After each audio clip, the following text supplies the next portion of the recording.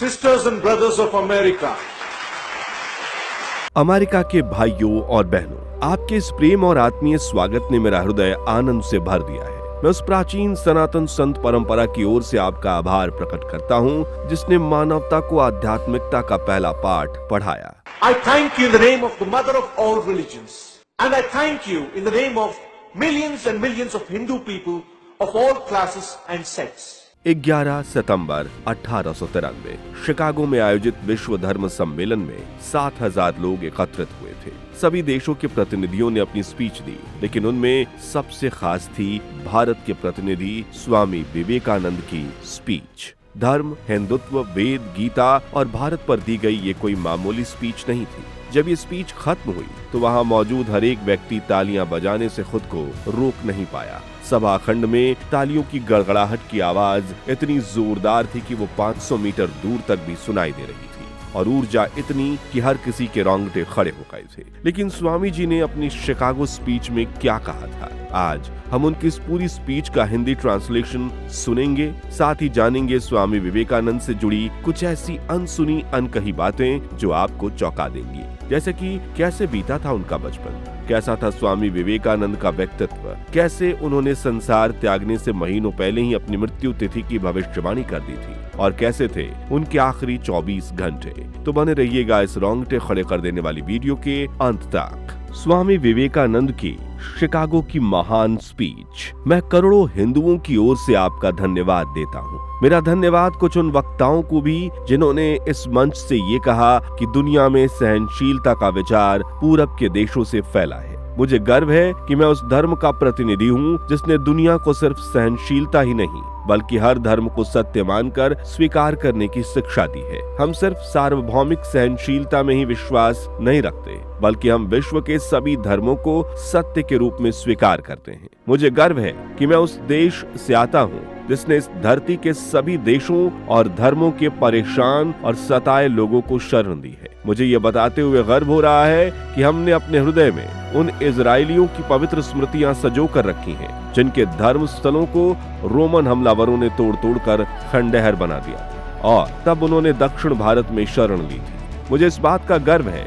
कि मैं एक ऐसे धर्म से हूँ जिसने महान पारसी धर्म के लोगों को शरण दी, और आज भी वो हमारे बीच सुरक्षित हैं। मैं इस मौके पर वह श्लोक सुनाना चाहता हूँ जो मैंने बचपन से याद किया और जिसे रोज करोड़ों लोग दोहराते हैं। जिस तरह अलग अलग जगहों से निकली नदियां अलग अलग रास्तों से होकर आखिरकार समुद्र में मिल जाती हैं, ठीक उसी तरह मनुष्य अपनी इच्छा से अलग अलग रास्ते चुनता है। ये रास्ते देखने में भले ही अलग अलग लगते हैं, लेकिन ये सब ईश्वर तक ही जाते हैं। विश्व धर्म सम्मेलन जो आज तक की सबसे पवित्र सभाओं में से है, वो अपने आप में गीता में बताए गए सिद्धांत का प्रमाण है कि जो भी मुझ तक आता है, चाहे वो कैसा भी हो, मैं उस तक पहुंचता हूँ। लोग चाहे कोई भी रास्ता चुने, आखिर में मुझ तक ही पहुंचते हैं, भगवान तक ही पहुंचते हैं। सांप्रदायिकता, कट्टरता और धर्म के नाम पर अंधाहट, इन सब ने इस सुंदर पृथ्वी को बहुत लंबे समय तक जकड़े रखा है। इन्होंने मानवता को हिंसा से भर दिया है, धरती को खून से रंग दिया, ना जाने कितनी सभ्यताएं मिटा दी, कितने देश तबाह कर दिए। अगर ये भयानक दानव ना होते तो मानव समाज आज कहीं अधिक आगे होता, लेकिन उनका वक्त अब पूरा हो चुका है। मुझे उम्मीद है कि इस सम्मेलन का बिगुल सभी तरह की कट्टरता, हठधर्मिता और दुखों का विनाश करने वाला होगा, चाहे वो तलवार से हो या फिर कलम से।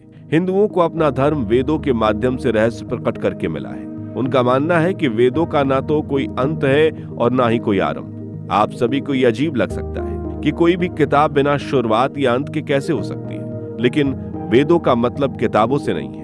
वेदों का मतलब अलग अलग समय में अलग अलग व्यक्तियों द्वारा खोजे गए आध्यात्मिक नियमों को संचित खजाना है। जैसे गुरुत्वाकर्षण का नियम हमारे जानने से पहले भी था, और अगर हम उसे भूल जाएं तब भी वो काम करता रहेगा, उसी प्रकार आध्यात्मिक नियम भी सनातन है।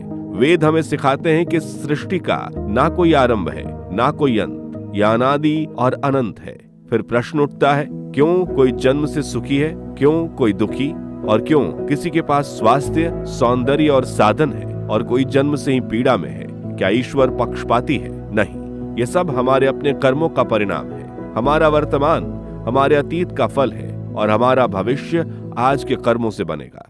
प्रेम के संबंध में भगवान श्री कृष्ण उपदेश देते हैं कि मनुष्य को इस संसार में कमल के पत्ते की तरह रहना चाहिए। कमल का पत्ता जैसे पानी में रहकर भी उससे भीगता नहीं, उसी प्रकार मनुष्य को संसार में रहकर उसका हृदय ईश्वर में लगा रहे और हाथ कर्म में लगा रहे। अंत में मैं स्पष्ट शब्दों में कहना चाहता हूँ कि अगर कोई ये सोचता है कि केवल उसका धर्म जीवित रहे और बाकी सब नष्ट हो जाएं, तो मैं उसे दया की दृष्टि से देखता हूँ।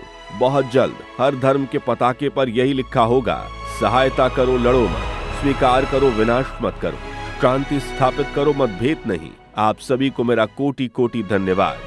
स्वामी विवेकानंद से जुड़ी कुछ दिलचस्प बातें।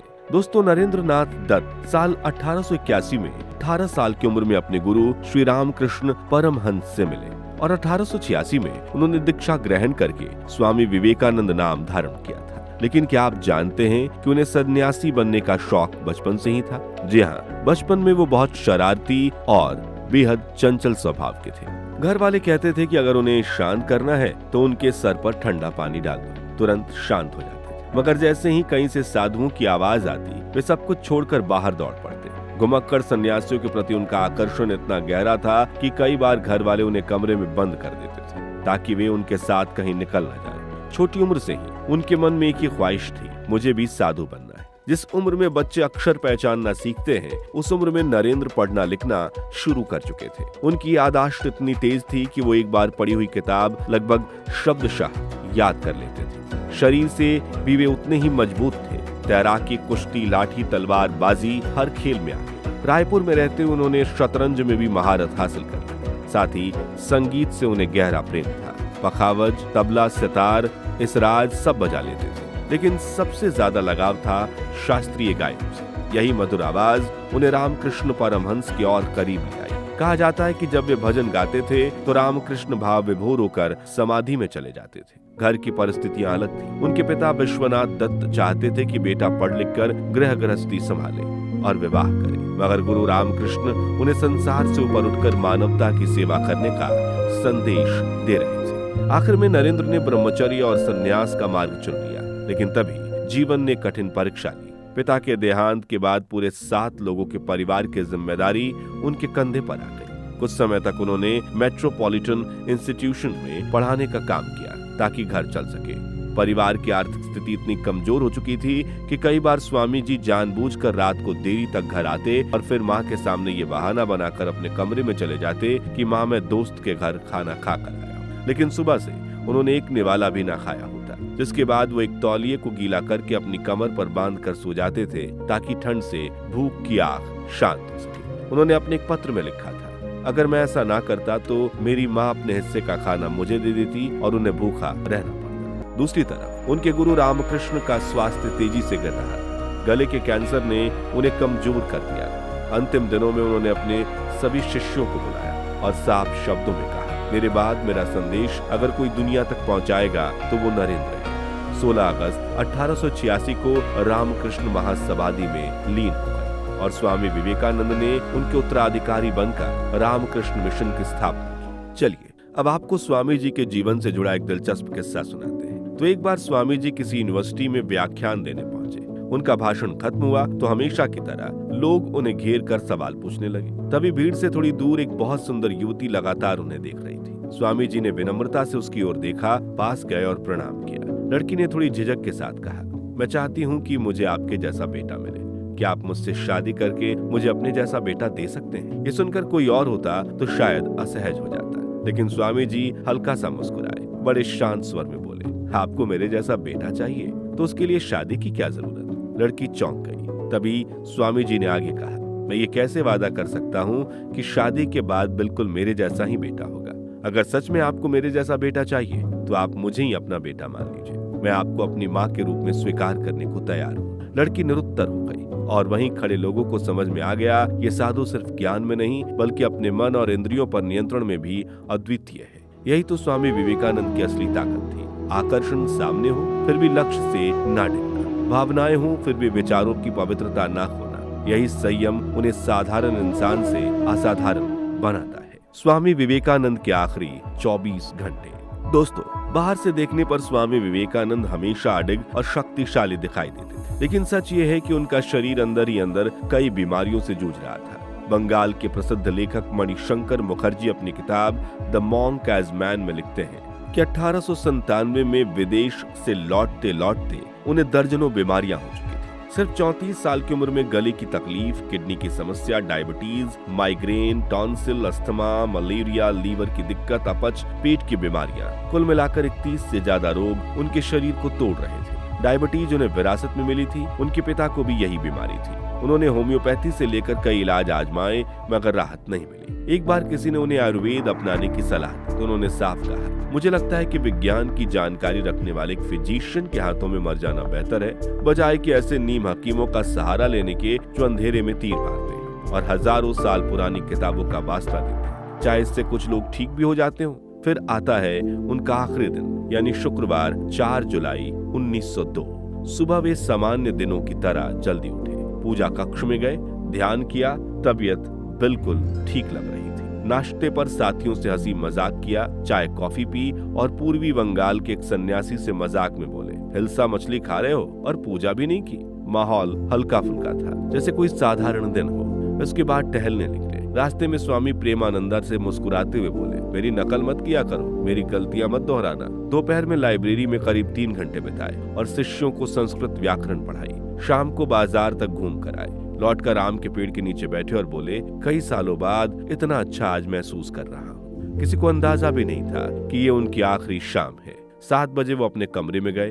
ब्रह्मचारी सिस्टर निवेदिता के लिखे विवरणों के मुताबिक उन्होंने माला ली, ध्यान में बैठ गए। थोड़ी देर बाद कहा, गर्मी लग रही है, खिड़की खोल दो। फिर जमीन पर बिस्तर पर लेट गए। एक शिष्य से पंखा चल रहा था तो उन्होंने प्यार से कहा, पंखा रहने दो, बस पैर दबा दो। करीब 9 बजे उनका शरीर पसीने से भीग गया, हाथ हल्के कांपने लगे। अचानक वे बच्चे की तरह रो पड़े। फिर कुछ क्षणों में शांत होकर हल्की मुस्कान चेहरे पर आ गई, जैसे भीतर कोई गंभीर शांति उतर आई हो। रात 9:30 बजे जब शिष्यों ने नाड़ी देखी तो समझ गए कि दिल की धड़कन थम चुकी थी। डॉक्टर को बुलाया गया। कृत्रिम सांस देने की कोशिश हुई, लेकिन सब व्यर्थ। उसी गंगा तट पर जहां उन्होंने कुछ दिन पहले इशारा किया था कि यही मेरा अंतिम संस्कार करना, अगले दिन उनका दाह संस्कार कर दिया गया। और इस तरह 39 साल की उम्र में एक सन्यासी चला गया, जिसने दुनिया को आत्मविश्वास, राष्ट्र गौरव और आध्यात्म का नया अर्थ सिखाया। लेकिन जाते जाते भी वो शांत थे, मुस्कुराते हुए, जैसे कोई साधक अपनी मंजिल पा चुका हो। और यहाँ हैरानी की बात यह है कि कुछ महीनों